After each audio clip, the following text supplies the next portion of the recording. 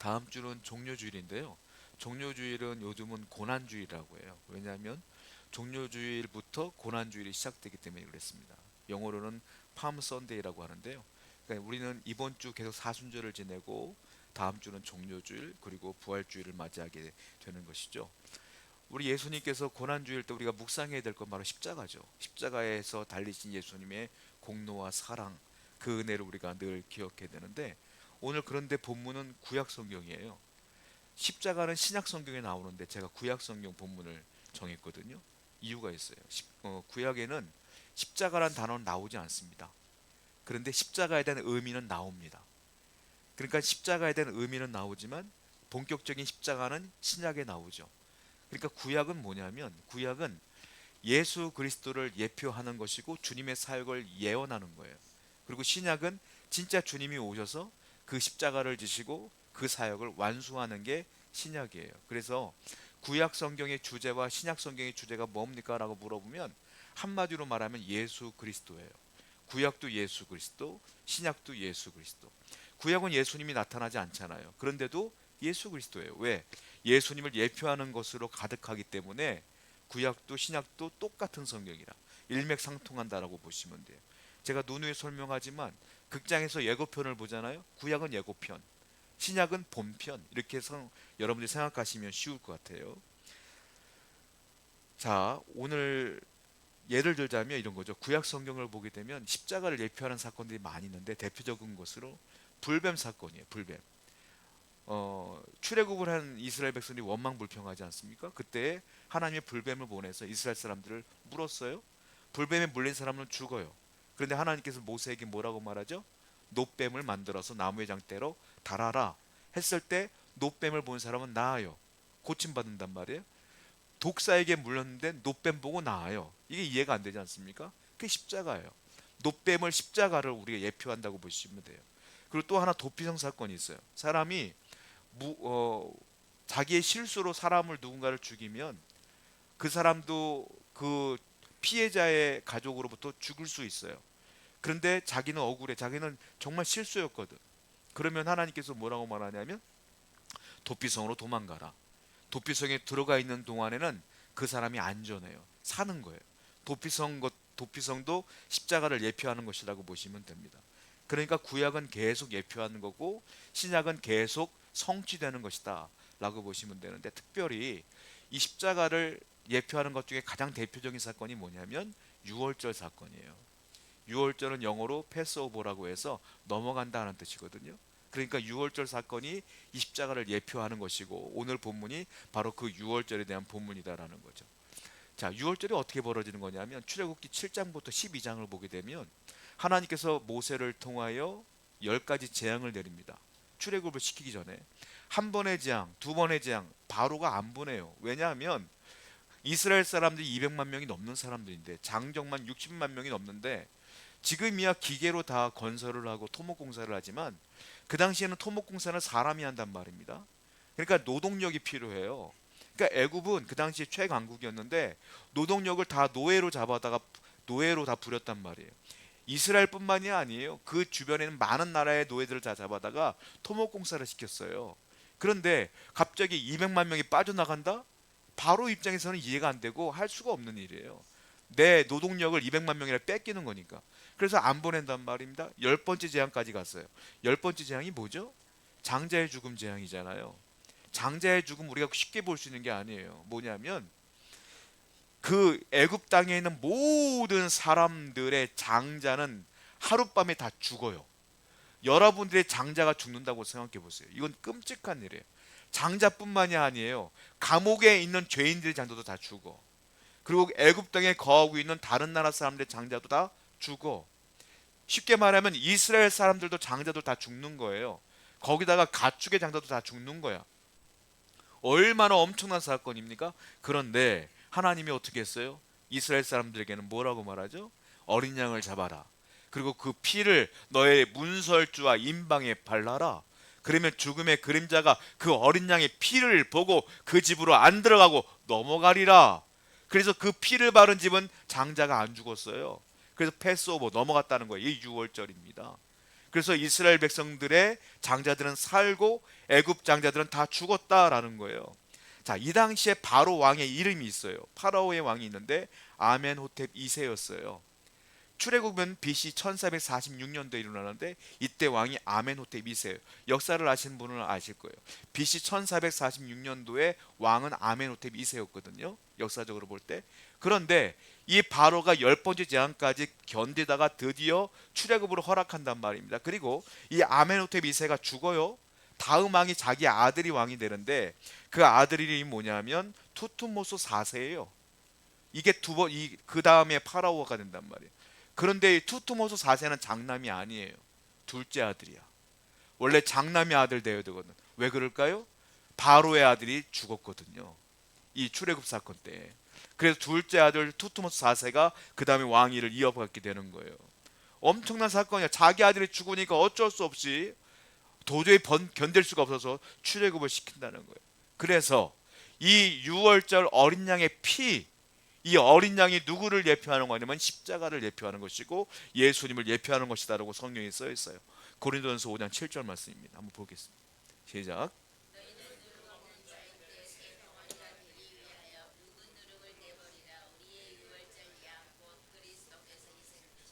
우리의 유월절 어린 양 곧 그리스도께서 희생되었다.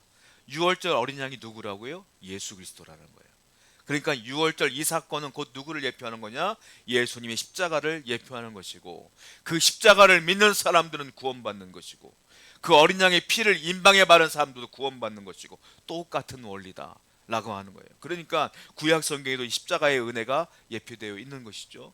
자, 그러면 우리는 이 십자가에 연관되어 있는 유월절을 통하여 세 가지를 우리 느낄 수가 있어야 돼요. 세 가지를 깨달아야 돼요. 무엇일까요? 대속의 원리예요. 무슨 소리냐? 어린 양이 대신 나 대신 죽은 거예요. 그 피를 바른다는 건 뭡니까? 나 대신 우리 집안의 장자 대신에 어린 양이 대신 죽은 거예요. 그러니까 용서는 어떻게 받는 거냐면 생명으로 받는 거예요. 피로 받는 거예요. 누가 나 대신 죽어야지 내가 구원받는 거라고요. 그 나 대신 죽으신 분이 누구예요? 예수님이다. 이게 구원의 원리를 구약에서부터 계속 하나님은 우리에게 말씀하고 있다라는 거예요. 출애굽기 12장 5절부터 6절 말씀입니다. 시작. 너희 어린 양은 나흘 까지 간직하였다가 해질 때, 여기 보면 어린 양을 취하라 그랬어요. 조건이 있어요. 흠이 없어야 돼. 또 하나 몇 년 돼야 돼요? 1년 돼야 돼. 1년 되고 암양이에요? 순양이에요? 순양이에요. 왜 순양일까요? 그 당시에는 제가 누누이 설명 죄송스럽지만 여성과 암컷은 그 가축의 암컷이나 여성들은 별로 중요하게 여기지 않았단 말이에요. 그러니까 대표성을 얘기할 땐 누구냐? 남자와 수컷이죠. 이 당시에는. 그러니까 1년 된 수컷이라는 건 뭐냐면 가장 좋을 때 가장 건강한 양 중에 수컷 대표성. 그러니까 내가 가지고 있는 양 중에 제일 좋은 것 이런 뜻이에요. 그리고 뭐라고 하셨어요? 흠이 없어야 돼. 흠이 없어야 되고 6절 말씀 보게 되니까 뭐라고 쓰였냐면 열 나흘 날까지 14일까지 14일 날까지 해질 때 14일이 끝나는 날까지 흠이 계속 없어야 돼. 그러니까 어떻게 되는 거냐면요. 내 집에 있는 양 중에 1년 된 양을 취해요. 1년 된 양을 취해서 14일 될 때까지 돌봐야 되는 거야. 그거를. 왜냐하면 양들이요 싸우다가 다칠 수도 있고요. 뭐 잘못 먹다가 병 걸릴 수도 있고요. 그리고 움직이다가 어디 찔려가지고 피가 날 수도 있잖아요. 그걸 다 방지해야 돼. 14일 동안. 계속 관찰해야 돼요. 그래서 14일 동안 이 양이 여전히 흠이 없다. 그때서야 그 양을 잡는 거예요. 그러니까 하나님께서 6월절 그러니까 이 열 번째 재앙을 일으키기 전에 이스라엘 백성들에게는 이미 이렇게 명령을 내린 거예요. 너의 양 중에 1년 된 수컷을 잡아다가 14일 동안 잘 관찰해라. 그리고 흠이 없는 상태로 그걸 잡아다가 그 피를 발라라. 이렇게 말씀하신 거라는 거예요. 예수님은요 우리에게 늘 성경에서 보여준 것처럼 알고 있는 것처럼 흠이 없는 어린 양으로 왔어요. 이 세상에 죄가 없는 유일한 분은 누구예요? 예수님뿐이 없어요. 왜 예수님이 인간으로 왔을까요? 흠이 없는 유일한 인간 예수님. 이 세상의 모든 인간은 다 흠이 있어요. 완벽한 하나님이면서 완벽한 인간인 예수님께서 오신 이유는 흠이 없어야 되기 때문에, 죄가 없는 하나님의 속성을 갖고 인간의 모습으로 오시고 흠이 없는 어린 양으로 나를 위해 돌아가신 거예요. 그래서 우리 죄가 용서함 받게 된 것이다 라는 겁니다. 흠 없는 제물이에요. 또 볼까요? 12장 13절 말씀 볼게요. 읽어봅니다. 시작. 내가 애굽 땅을 칠 때에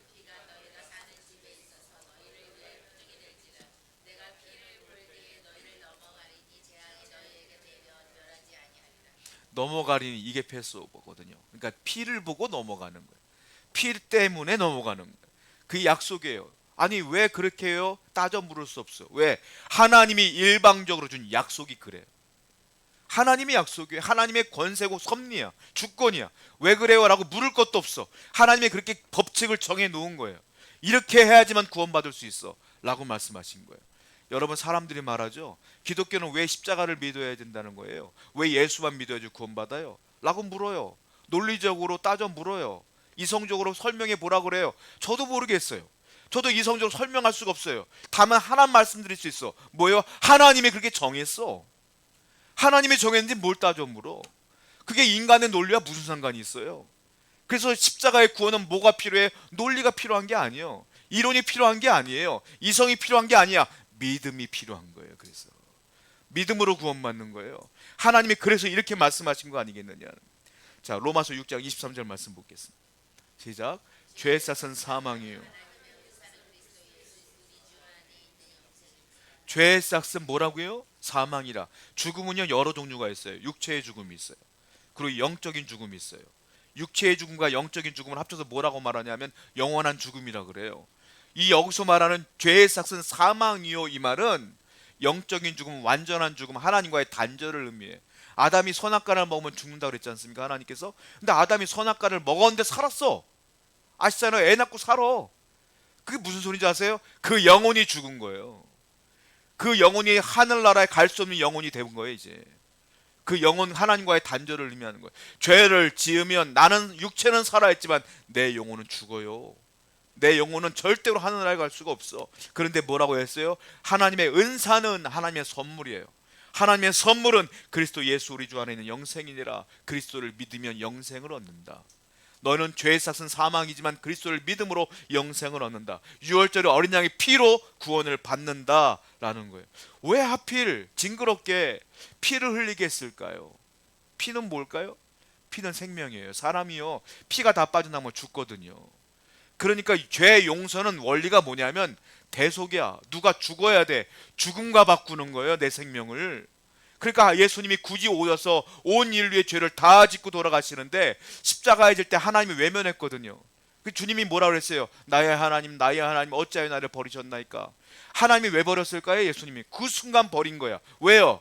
모든 죄가 예수님께로 달려붙은 거예요. 인류의 죄가. 그래 예수님이 시커먼 죄덩어리가 됐으니까 하나님을 볼 수가 없는 거지. 그 고백이 나올 수밖에 없는 거예요. 예수님이 죽음으로 우리가 살았다.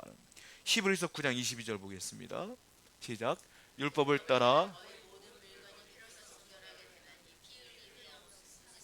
정답이 나왔죠. 피 흘림이 없으면 사함도 없다. 피 흘림이 없으면 사함도 없다. 가인과 아벨이요 제사를 지내요. 하나님은 가인의 제사를 안 받았고 아벨의 제사를 받았어요. 왜 그럴까요? 아벨의 제사는 양을 바치는 피가 있는 제사예요. 생명을 나 대신, 양이 대신 죽음으로 드린 제사였어요. 가인은 뭘로 드렸어요? 곡식으로 드렸어요. 근데 왜 가인의 제사를 받고 안 받고 아벨의 제사를 받았냐면 가인도 제사를 그렇게 드리는 거 알고 있었어요. 그런데 편의상 아까워서 자기가 드렸던 그 곡식 중에 아무거나 드린 것 뿐인 거예요. 그러니까 하나님이 안 받은 거예요. 하나는 피가 있는 제사고 하나는 피가 없는 제사야. 그러니까 피가 있는 제사만 받은 거예요. 그래서 하나님께서는 우리에게도 요구하는 게 뭡니까? 피가 있는 제사였는데 우리가 지금 늘 제사를 지낼 수가 없잖아요. 그러니까 지금 하나님께서는 하나의 방법을 주신 게 뭐예요? 예수 그리스도가 피를 대신 흘리고 너희들은 그냥 믿기만 해, 이거예요. 이거 얼마나 감사합니까? 예수님이 안 오셨으면 여러분 맨날 양 갖고 오셔야 돼. 저는 맨날 피 흘리면서 양을 맨날 잡아야 되는 거야. 피투성해야 되는 거야. 얼마나 하나님께 감사해야 돼요. 늘 감사하시기 바라요. 이게 하나님의 은혜다라는 거예요. 베드로전서 1장 18절부터 19절 보겠습니다. 시작. 너희가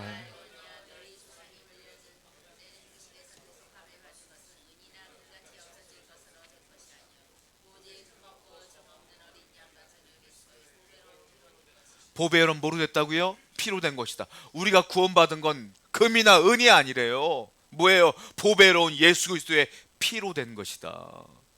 그러니까 이 고난의 기간 동안에 우리는 이 십자가를 묵상해야 되며 감사해야 된다라는 겁니다. 제가 예전에 지방에서 부목사로 사역을 할 때에 한 권사님이 닭을 많이 키우신 분이 계셨거든요. 근데 저한테 와서 간증하신 게 있었어요. 저는요, 그 얘기를 듣고 참 하나님이 짐승에도 이런 사랑을 주시는구나를 깨달았어요. 닭을 많이 키우시는데 족제비가 너무 많은 거예요, 시골에. 그 족제비가 맨날 그 닭을 잡아먹으니까 이 권사님이 스트레스를 너무 받은 거예요. 그런데 여러 가지 조치를 취해도 안 된대요. 어느 날 또 닭장을 가봤더니 어미 닭이 죽어 있는 거죠. 닭이 암탉이 죽어 있는데 얼마나 속상해요. 그 너무 짜증이 나고 화가 나서 닭을 들쳤는데, 버리려고 들쳤는데 그 안에 병아리 3마리가 있더래요. 그래서 권사님이 깜짝 놀란 거야. 밤새도록 이 닭이 이 3마리의 병아리 지키려고 싸우다가 죽었구나라는 생각이 드니까 눈물이 나더라는 거예요, 권사님이. 그러면서 이 닭을 버릴 수가 없어서 그 옆에다가 땅을 파다 무덤을 만들어 뒀대요. 권사님이 그 얘기를 하시는 거야. 저는 그 얘기 듣고 참 하나님의 사랑은 짐승에게도 있구나, 이 생각을 들으면서 예수님이 자꾸 묵상되더라고요. 주님이 죽어서 나가 살았구나. 그때 제가 그 권사님 때문에 은혜를 많이 받았어요. 여러분, 대속의 원리가 이런 거예요. 대신 주님이 죽어서 내가 산 거지, 내가 착하게 살아서 산 게 아니에요. 여러분, 구원이라는 건 여러분들이 아무리 착하게 살아도 흠이 있게 마련이거든, 사람은. 안 그래요? 다 흠이 있게 마련이거든. 그런데 어떻게 우리가 착하게 살아서 구원을 받아요? 예수님 외에는 구원받을 길이 없어요. 다시 한번 그 은혜를 기뻐하시고 감사하시는 여러분들을 축원드립니다. 이 6월절의 피가 또 다른 의미가 있는데, 그건 뭐냐면, 자, 하나님은 장치를 다 마련해 놓은 거예요. 이렇게 예수님 보내시고 6월절 어린 양의 피를 바치면서 이렇게 해야지 구원받는 걸 가르쳤어요. 그 중요한 게 있어요. 내가 안 믿으면 소용없어. 이게 두 번째 원리예요. 아무리 하나님이 그렇게 만들어놔도 내가 안 믿으면 소용이 없어. 세상 사람들이요, 기독교의 역사를 다 알잖아요. 우리 어린 시절 때 세계사를 배우면서, 유럽의 역사를 배우면서 기독교 역사도 대충 보면 알거든, 사람들이. 저야 또 교회사를 따로 배웠지만 일반 사람들도 대충 알거든. 기독교의 교리가 뭔지도 알거든. 근데 안 믿으면 소용없어. 이거는 하나님이 어떻게 미리 만들어놔도 안 믿으면 소용이 없는 거예요. 이건 믿어야 되는 거예요. 자, 무슨 말이냐? 하나님 뭐라 그랬어요? 어린 양의 피를 문지방과 인방에 바르라 그랬어요. 제가 볼 때는 200만 명의 이스라엘 백성 중에 어쩌면 안 바른 집도 있을 것 같아. 어쩌면 다 바른다고 보장이 없어. 이걸 왜 발라야 돼? 라고 하는 사람이 있어요. 생각해 보세요. 성격이 깔끔한 분들 같은 경우는 내 집에 피를 바른다고 생각해 봐요, 문 앞에. 여러분, 감당할 수 있겠어요? 저 같은 경우는 너무 싫을 것 같아. 피 비린내 나가고 그거 어떻게 지워? 사람들이 볼 때 나를 어떻게 볼 것 같아? 나는 그러니까는 못 바를 것 같아. 그러니까 제가 볼 때 200만 명 중에서 안 바른 집도 있을 것 같아. 안 부르면 어떻게 돼요? 죽는 거예요, 그 집안은. 그러니까 이게 뭐예요? 하나님이 아무리 명령을 내려도 내가 받아들이고 믿지 않으면, 행하지 않으면 구원은 없어요. 출애굽기 12장 7절 말씀 보겠습니다. 시작. 그 피를 바르라 그랬거든요. 바르라 그랬어요. 자, 바른다는 건 어떤 의미냐면, 내가 우리 집안에 피를 바르면 바깥에서 보이거든요. 지나가다가 저 집에 피를 발랐네? 그럼 뭐예요? 나는 하나님 말씀을 믿습니다라고 공개적으로 사람들한테 내 신앙을 공개하는 거예요, 이게. 그러니까 이 사람들은 사는 거야. 여러분들이 신앙생활 하면서 믿음이 있다고 말하면서 사람들 볼 때는 조용히 안 믿는 척 하다가, 교회 와서는 잘 믿는 척 하다가, 그거 진짜 믿음일까요? 믿음은요, 밖에서나 안에서나 똑같이 고백하며 살아야지. 하나님을 믿으면 똑같이 고백하며 살아야죠. 이게 동일한 믿음 아니겠어요? 그러니까 이 사람들이 피를 바른다는 건 공식적으로 우리는 하나님 믿습니다라는 공개적으로 선포하는 것과 똑같다라는 거예요. 자, 로마서에 보면 믿음과 시인은 동일하다고 말하고 있어요. 성경 보겠습니다. 로마서 10장 9절 말씀이에요. 시작. 네가 만일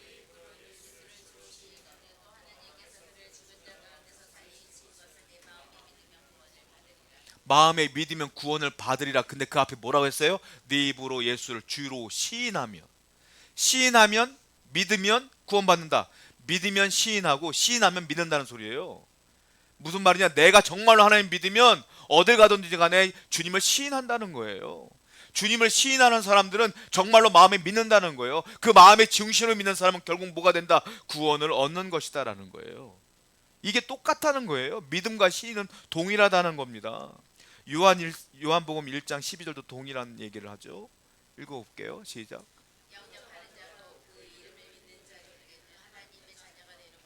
영접하는 것, 믿는 것, 시인하는 것 똑같은 얘기를 계속하고 있다는 거예요. 여러분, 우리가 세례를 받을 때에 말씀 교육을 딱 한 다음에 다 끝나면 앞에 나오라고 하지 않습니까? 세례 받고 뒤 돌아봐서 예수 그리스도를 믿습니까? 고백하면 다 뭐라고 말하죠? 예라고 말해요. 이걸 뭐라고 말해요? 시인하는 거예요. 내가 앞으로 믿겠습니다라고 이 공개적으로 시인하는 거예요. 그러니까 믿음과 시인하는 건 똑같다는 거라니까요. 저와 여러분들 세상 어딜 가든지 간에 예수 믿는 걸 부끄러워하지 아니하며 당당하게 나 믿음의 사람이요라고 고백할 수 있는 믿음의 소유자가 되기를 축원드립니다. 이것이 중요하다는 거예요. 또 세 번째 삶의 원리가 있는데, 자, 하나님은 유월절의 피로써 구원받는 장치를 마련해 놨고 이스라엘 백성들은 그걸 바라보면서 믿음으로 피를 바르며 시인했어요. 고백했어요. 그러면 이제 구원받은 것 아닙니까? 구원받았으면 구원받기 전과 구원받은 후의 삶이 달라져야 돼요. 이스라엘 백성이 되었으면 이제 달라져야지. 성경을 볼게요. 출애굽기 12장 2절입니다. 하나님이 그걸 명령하십니다. 시작.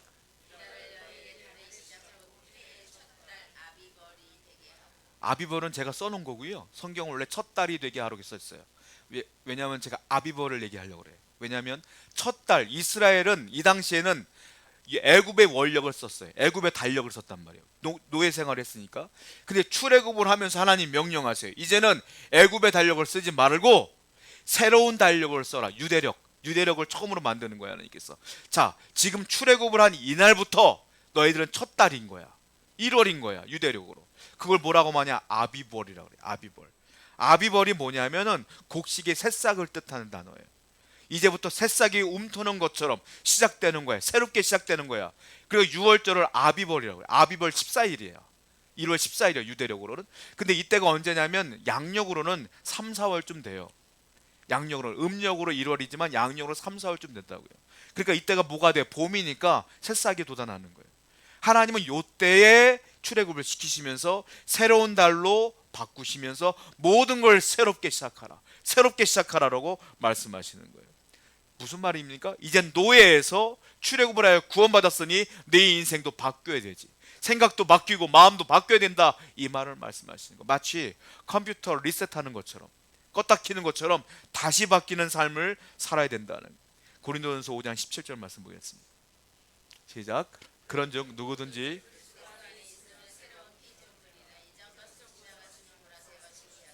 그리스도 안에 있으면 새로운 피조물이래요. 우리는 새롭게 된 거예요. 이전 것은 뭐했다? 지나갔다. 이제 뭐예요? 새롭게 되었으니 새롭게 살아라. 믿기 전과 믿은 후가 달라야 돼. 여러분, 우리가 그 서기를 얘기할 때 BC와 AD로 말하잖아요. 예수 그리스도 전과 후로 나누는 거예요. 똑같아. 우리도 똑같다는 거예요. 자, 또 볼게요. 출애굽기 12장 8절부터 10절까지를 보게 되면 구체적으로 어떻게 살라고까지 명령까지 하셨어요. 한번 읽어보겠습니다. 시작.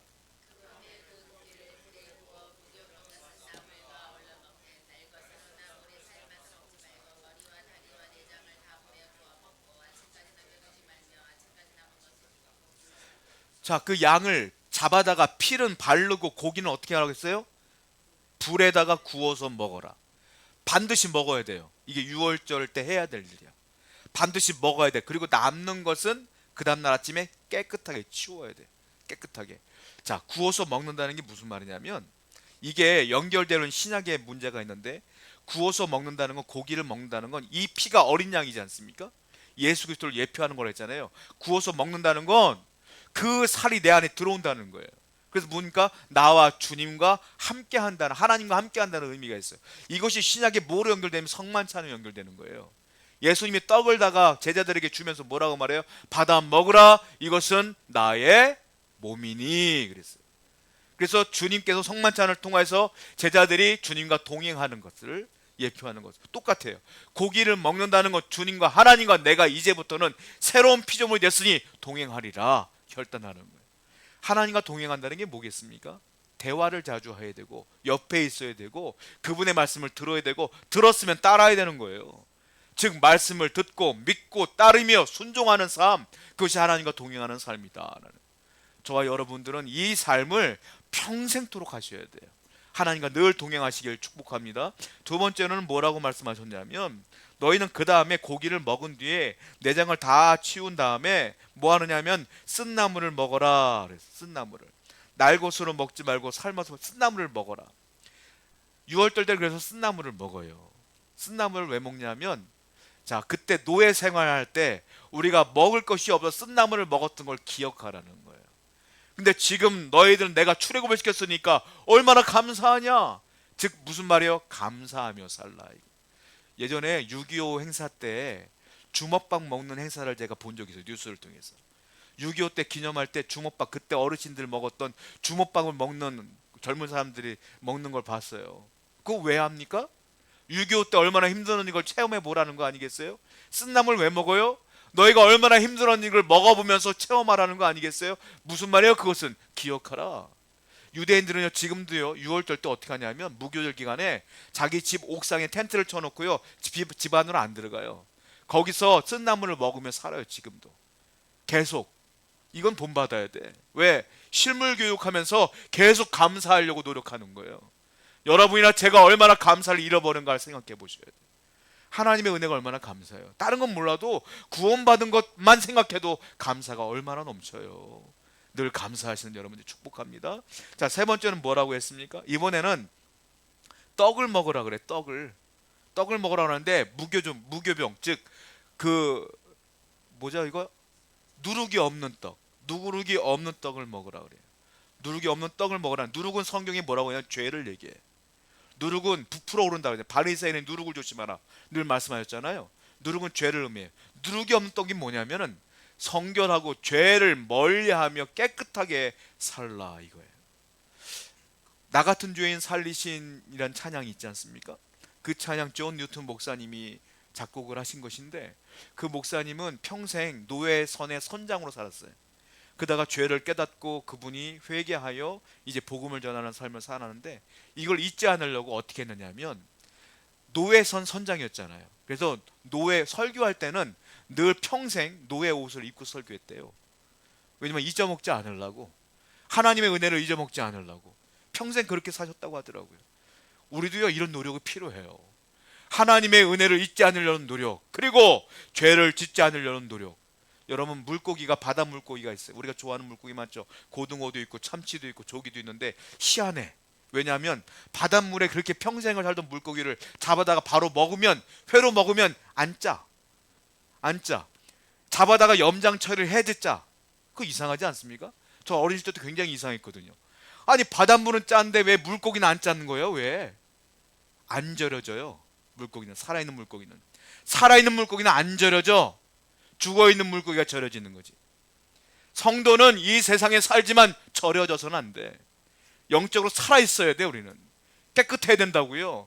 우리는 무교병을 먹으며 깨끗하게 누룩을 조심하며 살아야 된다는 거예요. 자, 성경을 보겠습니다. 출애굽기 12장 11절 말씀 볼게요. 시작.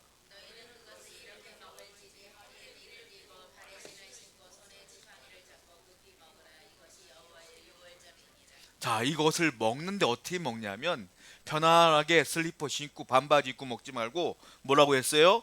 발에 신을 신고 허리에 띠를 띠고 그리고 지팡이를 짚고 급하게 빨리 먹어라. 이거 왜 그럴까요? 신발을 신고 허리에 띠를 신고 그리고 지팡이를 딘다는 건 뭐예요? 나가려고 하는 거예요. 지금 빨리 진군하려고 하는 거예요. 전진하려고 하는 거예요. 뭐예요? 성도는 나그네다 이 말이에요. 집이 없어요. 성도는 나그네야. 뒤로 갈 수도 없어. 앞으로만 가는 거예요. 어디? 저 천성을 향하여 앞으로만 나가는 거야. 그런 마음으로 살라 이거예요. 그런 마음으로 너희는 나그네라. 집이 없다. 이 땅을 바라보지 말고 저 하늘을 바라보며 이 무교병을 먹으며 쓴나물을 먹으며 저 하늘을 바라보며 항상 나아가라. 이게 하나님의 뜻이에요. 자, 성경을 볼게요. 베드로전서 2장 11절은 우리의 정체성을 얘기합니다. 한번 읽어봅니다. 시작.